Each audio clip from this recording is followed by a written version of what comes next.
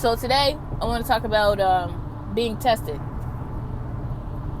Like that, the cereal, kid tested, mother approved. I want to talk about being tested. I went to a friend of mine's church a month ago, and he prophesied to me, and he said, Michelle, he said, so many people have been waiting for you to fail. He said, a lot of people have been waiting for you to fall. He said, and it's unfortunate because you've helped these people, and these people have really taken advantage of you, taken advantage of your kindness, and God wouldn't even let you defend yourself. When that man said that to me, let me tell you, in my 36 years of living, the one thing that I have learned, the one thing that God has placed consequences in front of this behavior. Like, a lot of people, they will offend me. They'll do or say things that are hurtful. But God has trained me to a point to just love people no matter what they do or how they are, because it's my responsibility. My responsibility is love, not vengeance. That's God's responsibility, right? I mean, me and God have been going through this. He's been working this out in me for so long. He's like, Michelle, don't even waste your energy being upset or angry with people, because it does nothing for you. It actually hurts you. You got all this anxiety in your chest. You got all this, you can't sleep, you can't eat, you got stuff going on, and you can't focus and be productive because you're so angry, right? And you have every right to be angry, Michelle. However, I just want you to love anyway. And when God first started teaching me that, I was like, dude, really? Like, come on now. Like, seriously, this person just literally came and smacked me in my face. And you want me to just sit there and be like, okay, first of all, you didn't make me like that. Because Shell is crazy, right? My reaction or the minutes to in between the event and my response was instant a long time ago. And now God has tempered that, and it's like, Michelle, let me do it. And let me tell y'all, that's the most frustrating thing in the world for me to do, is to let God do it, because I want to do it. I'm ready to fight. I'm ready to cuss. I don't care.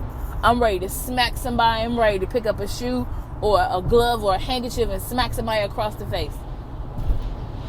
Because that's just in my nature. That's who I am. And the greatest test, in my opinion, the greatest test that I've ever had to experience in the past few years is to let God do it.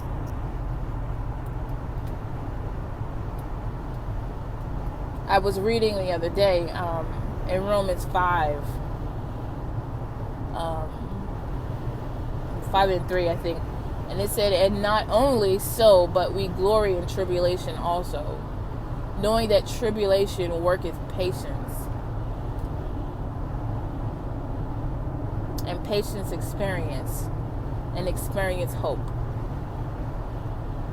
And hope maketh not ashamed, because the love of God is shed abroad in our hearts by the Holy Ghost, which is given unto us.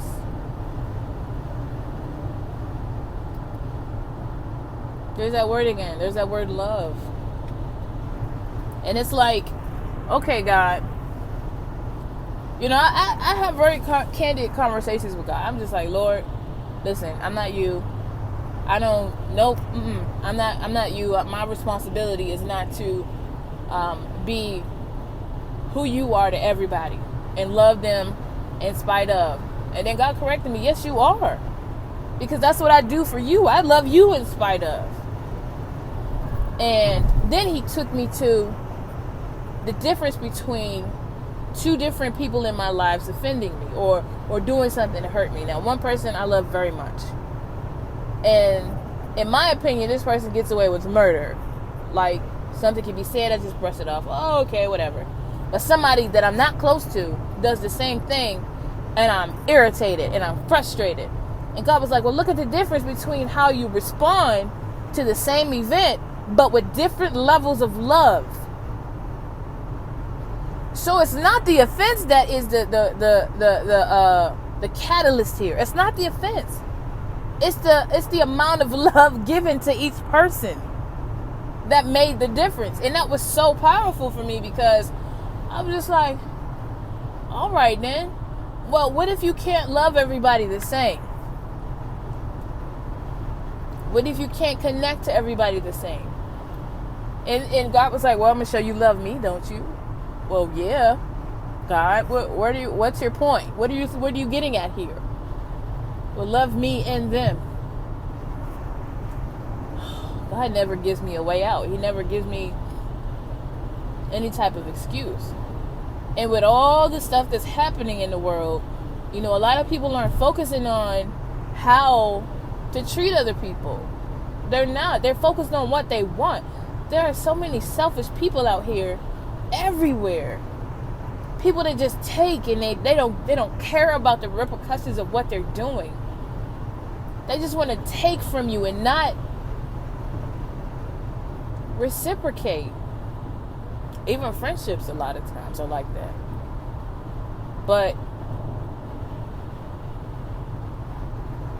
if I look at a situation and I glory in tribulation, how am I supposed to be happy that I'm going through something hard? Right? And I begin to pray about it, and I'm like, okay, Lord, all I need is for you to help my perspective here.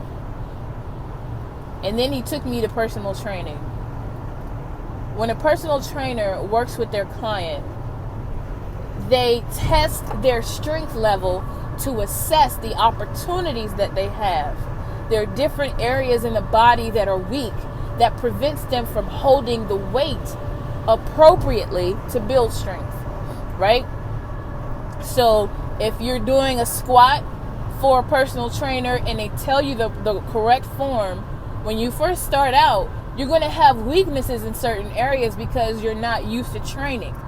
And the personal trainer is going to identify those areas that are weak so that he can strengthen them, and you can lift and work out and exercise and have the maximum benefit. So I was like, so if I want to be stronger, then I should be excited about being tested, right?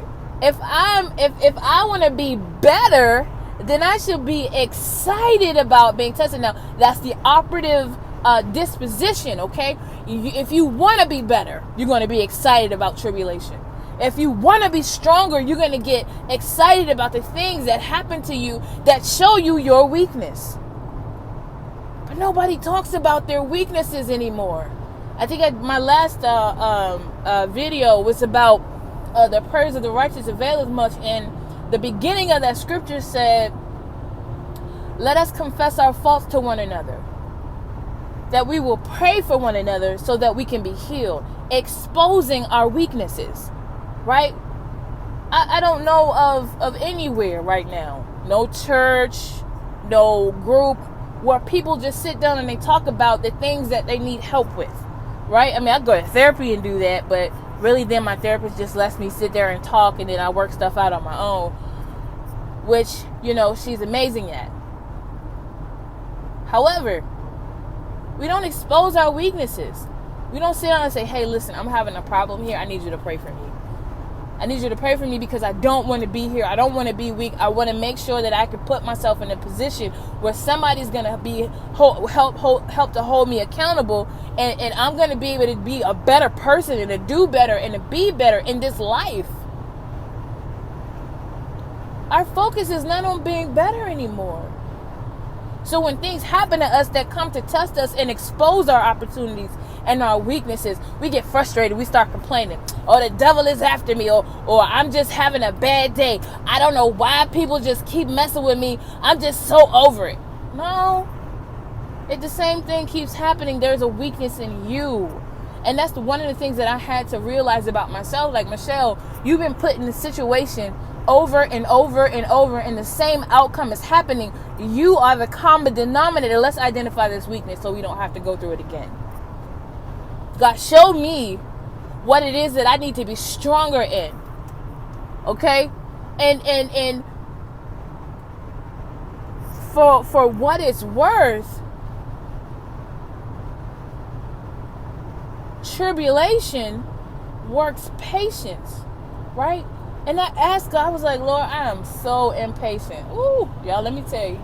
I don't know if it's a Leo thing. I don't know what it is. If it's a leadership thing, I don't know.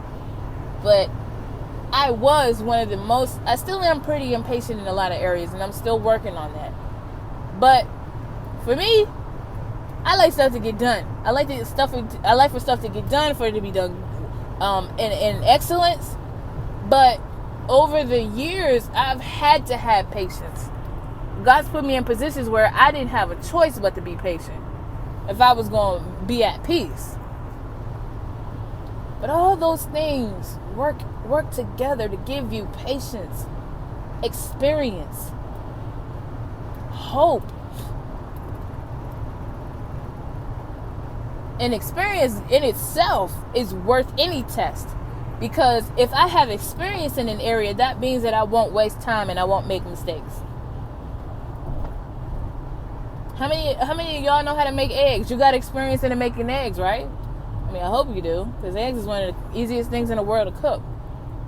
But for somebody who doesn't know how to do something, who doesn't have experience in a specific area, they're going to have anxiety. They're going to need help. Oh my God, how do I do this? They're going to be worried about the outcome. They're going to be worried about if they're doing it right. But experience erases all of that. All those insecurities. And the last thing that I want to say is the test is not for God. God already made you. God already knows what's inside of you. The test is for you. The test is to show you what God has put in you. The test is to show you what areas you have to work on, what areas you have to build up, so that you can be fortified, so that you can walk throughout this life in peace and with hope and experience. So if testing happens, get excited, because you're about to level up. You're about to become better. You're about to do things in a greater way, in a more efficient way. So that's all I have to say for today. I hope it helped you. It helped me this morning. Tribulation worketh patience. Patience worketh experience. And experience worketh hope. But the beginning of all that is testing. Tribulation. So, have a good day. God bless you. And don't be afraid of the test.